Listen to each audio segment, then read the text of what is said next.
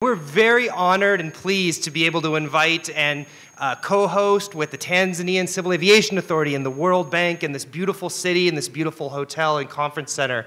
Over 8 civil aviation authorities who've been able to come today and tomorrow to get together to talk about regulations, the challenges, the opportunities, and the mechanisms by which we can overcome them. And what I'm showing up to you here today is the beginning of this regulatory discussion. This idea of getting to yes. And what I mean by that is, how do we get to approve new operations? How many people here have been asked to approve something that they didn't know how they were going to approve? Or they've been facing challenges, regulatory or implementation strategies? All right. And I think that this regulatory track will help share those lessons learned from one regulator to another in a very productive way. At least that's the goal. And you may have heard of the World Economic Forum. We are an organization based in Switzerland, an international organization for private-public partnership. We bring together academia, civil society, private companies. There's a few others, multi-stakeholder environment. But to do so in a way that includes the voices that often don't get to talk in the room, that aren't there during the decision-making process. In Davos this last year, we had a discussion around drone deliveries to flying cars and how to make this discussion possible. And I guarantee you, if you were to be able to read all of the words up here, they're the same challenges that you're facing in your backyard. Oops. All right.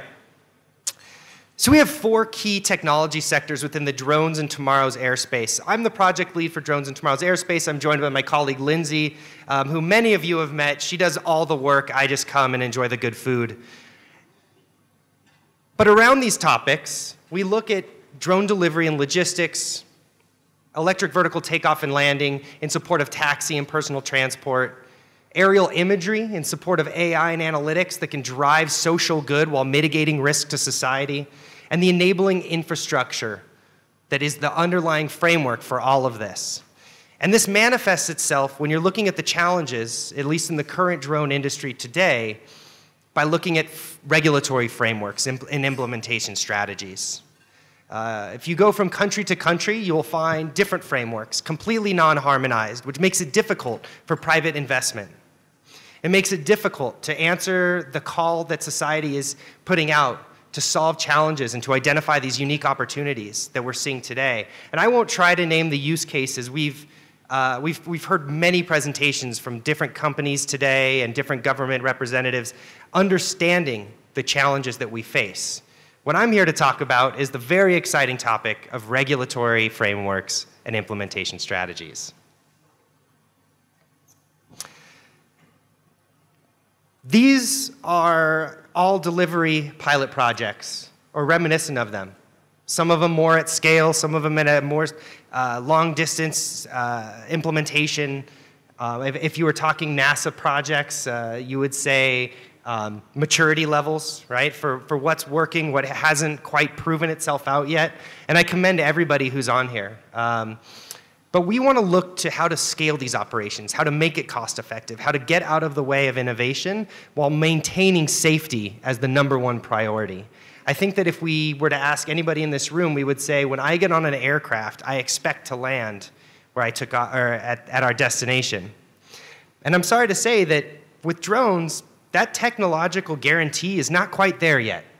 Right? The maturity level of these technologies has not proven itself to be at the scale of passenger aircraft. But what we can do is mitigate the risk to a point that's acceptable to society. So you can still benefit from the technology without having to be at the same level of aircraft certification and protection that exists that we're used to in passenger jet aviation. So one of the projects that we've worked on at the World Economic Forum's Drones in Tomorrow's Airspace team was working with the Rwandan government. Now, I won't get into the details. We have representatives from Rwanda who are much more capable and much better advocates for the work that they've done. And largely, our work was only supportive of the work that they're doing. But we've been able to highlight the work that Rwanda has done in our Drone Innovators Network that we launched in Zurich earlier this summer. And because of the lessons that they shared, Other countries are beginning to look at performance-based regulations. And while I can't say where the next implementation is today, over the next couple months, we'll be able to announce 2 new policy implementations in Southeast Asia.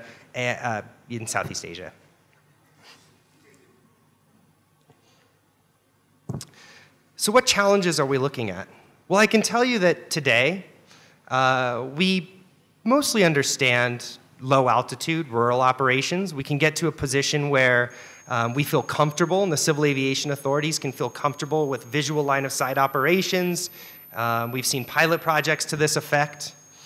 And data capture is okay. Drone delivery is starting to emerge. And one of the challenges that we're beginning to see overcome is what's going on today at the Lake Victoria Challenge, where beyond visual line of sight operations with some exemptions and some contingencies exist. We're looking at waivers, regulatory cutouts, regulatory sandboxes. All of these are tools that the Civil Aviation Authority has in their toolbox to begin to learn and to begin to adapt their current operations. We've seen some commercial expansion. We've seen, in some places, multiple vehicles per operator. I won't say which operators work in this way. Some civil aviation authorities have tolerance for this, and others have not been as open. And largely that's because of the risks that some of this presents, or a lack of experience. And so in these networks, in this community that you're building here today in Mwanza, these types of discussions get to take place, and lessons can be shared with one another. In the future, we're looking at full-scale delivery, autonomous automation, the idea that a system will be able to launch a drone without any human involvement whatsoever. If you look at a gas pipeline, it doesn't make sense to have one operator go out, fly a drone to capture images every week or every 2 days. It makes much more sense for an operation to take place as the system recognizes the need for data, to analyze that data and feed back into the system without any human involvement. Now, are we there today? Absolutely not. But that concept is there in our minds, and to say that it won't be there in 5 years, I think, is gambling against what technology evolution is doing. We also have some challenges to overcome at a societal level, at a local level. These are things like privacy, how vehicles will communicate to infrastructure to one another, the basic economy that underpins all of this, that is the foundation for making any business case make sense, has to be made. Right? If the cost of a bus ride is only 3 cents, and people still choose to walk an hour so they don't pay that 3 cents, then autonomous vehicles on the ground to move passengers around at scale doesn't make sense. So we have to understand where this makes sense, why it makes sense, what challenge we're solving to really innovate in these directions.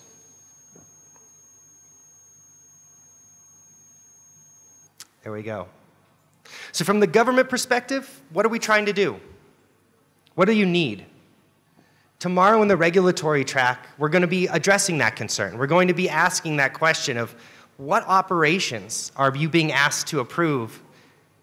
Why aren't you able to approve them? What is the gap in knowledge? And how do you overcome that gap so you feel comfortable approving these things? Who here, show of hands, is concerned about security if everybody has a drone? Yeah.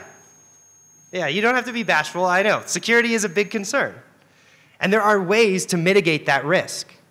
There are ways to increase and innovate commercial operations and still be safe and secure and reliable and resilient. Another issue that civil aviation authorities have to address each and every day is what is the reality versus what is the fiction. We have, in this industry, we have a lot of drone operators who will come and try to sell you an idea and say, we can fly for 13 hours straight in vertical takeoff and landing, in rain, in snow, underground, underwater, hybrid everything, refrigerator, kitchen sink, and it's just not real, right? And you need a mechanism to discern between these two. And so that's another thing that we'll be talking about in the regulatory track, is how do you discern what's real, what's fake, and how do you identify what opportunities can exist? From a societal perspective, what does industry and academia need? They need access to airspace. They need to be able to test, to acquire data, to prove that their operation is real. They need standards and best practices or alternative means of compliance to meet your requirements as a civil aviation authority. And they need transparency on decision-making processes. Licensing and training that's identified by the Civil Aviation Authority as acceptable means to prove that they're capable of flight in your airspace. So in terms of policy challenges that we're still looking at, that won't be solved today, we're looking at open source software as a mechanism for flight. It's a concern. We have to understand where our software, what it's doing. And how does the Civil Aviation Authority, with little experience and oversight in software certification in your backyard, deem it safe and accessible? Do you just look to FAA and EASA to say that this is an acceptable software, or do you have other mechanisms to meet that goal? Do you wait for ICAO to say, this software is good, this software is bad? Because that's not their role, right? And then finally, we have this whole new world of machine learning and artificial intelligence that we need to bind. We need to find out what the performance mechanisms are, what the requirements are to feel comfortable and safe that it's even meeting the basic minimum of what you need.